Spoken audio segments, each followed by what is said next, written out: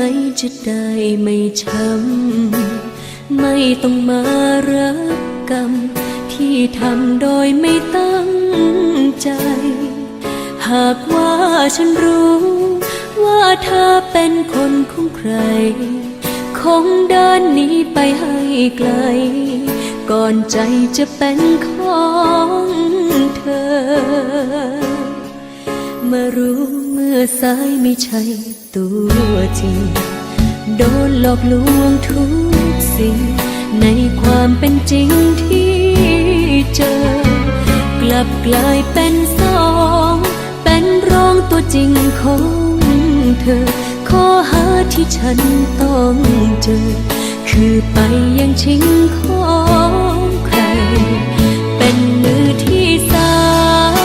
มโดยไม่ได้ตั้งใจถูกเธอทำร้ายชักใยบงการเบื้องหลัง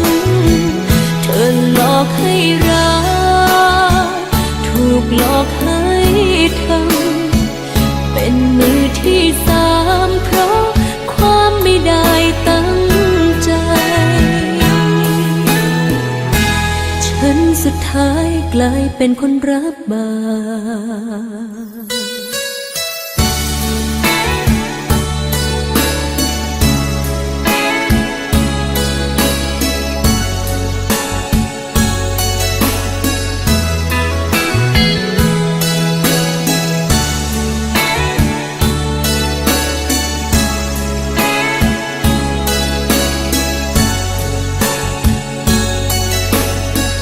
ความคิดเพียงนิดไม่มีในใจไปแย่งชิงของใครไม่ใช่นิสัยของฉันฝากเธอบอกเขายกโทษให้ทีแล้วกันหากฉันรู้ดีเท่าทันคงไม่มีวันไปทำร้ายใครเป็นมือที่สามโดยไม่ได้ตั้งใจถูกเธอทำร้ายชักใยบงการเบื้องหลัง